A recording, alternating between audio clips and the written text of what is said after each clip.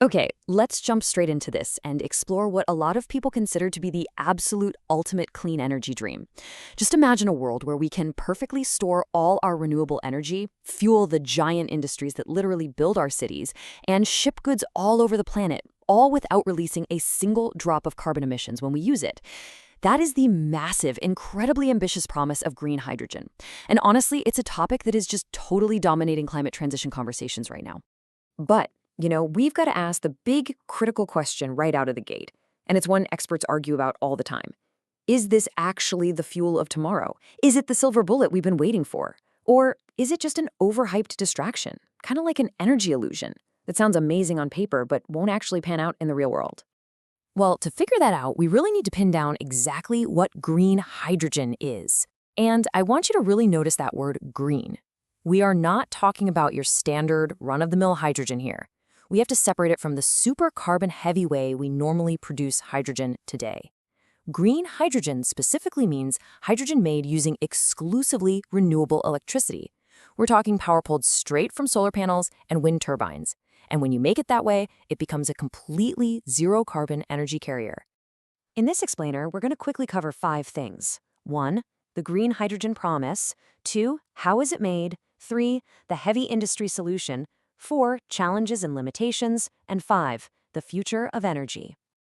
All right, diving into section 1, the green hydrogen promise, abundant but hidden. So here is the wild paradox of hydrogen. It is quite literally the most abundant element in the entire universe. But down here on Earth, it's incredibly clingy. You almost never find it in its pure solo form. It's basically always attached to something else, like oxygen to make water. Because of that, we have to extract it. Now, traditional extraction relies heavily on fossil fuels, which, as you can guess, creates massive amounts of carbon emissions. But green hydrogen is the alternative. By using solar and wind power to separate the element, we unlock a zero-carbon carrier. We're actively choosing clean extraction over the dirty stuff. Moving on to section 2, how is it made? Let's talk about the science of electrolysis. This process is honestly so elegant in its simplicity. Step 1, our renewable sources generate some clean electricity. Step 2, we feed that power straight into a machine called an electrolyzer. Step 3 is where the actual magic happens. That electrolyzer uses the electrical current to literally zap and split water molecules, H2O, into their base parts of hydrogen and oxygen. And finally, step 4, the separated hydrogen gets captured, compressed, and safely stored away. And the absolute best part of the whole shebang, the only byproduct, is pure oxygen, which just gets released harmlessly right back into the air. Water goes in, clean power does the heavy lifting, and pure hydrogen comes out. All right, section 3, the heavy industry solution. Why do we even need it? Now, you might be sitting there thinking, okay, why go through all this trouble? If we've got solar panels and wind turbines pumping out electricity, why add this complicated middle step? Well, the core issue is that solar and wind are what we call intermittent. The sun isn't always shining and the wind definitely isn't always blowing. So when nature gives us this massive surplus of energy on a super bright, windy Tuesday, we need somewhere to put it. Green hydrogen acts as a fantastic storage mechanism for our power grids. We just convert that excess electricity into hydrogen, park it in tanks, and then use it weeks or even months down the line when the grid needs a little extra juice. And that brings us to the second huge reason we need this: the hard-to-electrify sectors. Look, standard electricity from a battery is great, but it just doesn't cut it when you're trying to power a colossal cargo ship all the way across the Pacific, or when you need the crazy, intense, high-temperature heat to forge steel. Batteries are either way too heavy or they just can't dump energy fast enough or hot enough for those specific jobs. Green hydrogen can literally replace fossil fuels directly in these massive, heavy-duty arenas where normal electricity just kind of hits a wall. So when you stack up all these distinct advantages, producing zero carbon emissions when it's used, storing massive chunks of energy for really long periods, perfectly balancing out our totally fluctuating renewable energy supply, and offering insane versatility across heavy industry, transport, and power, it is super easy to see why green hydrogen gets so much hype. I mean, it really does look like the ultimate decarbonization tool. Which brings us to section 4, challenges and limitations. Time for a reality check. Because despite all that amazing potential we just talked about, this tech is absolutely not perfect, and it's hitting some serious roadblocks right now. The laws of physics and economics are tough negotiators. First up, the efficiency problem. When you convert electricity into hydrogen, and then eventually convert it back into electricity or physical thrust, you lose a really significant chunk of energy along the way. Thermodynamically speaking, it's just a leaky process.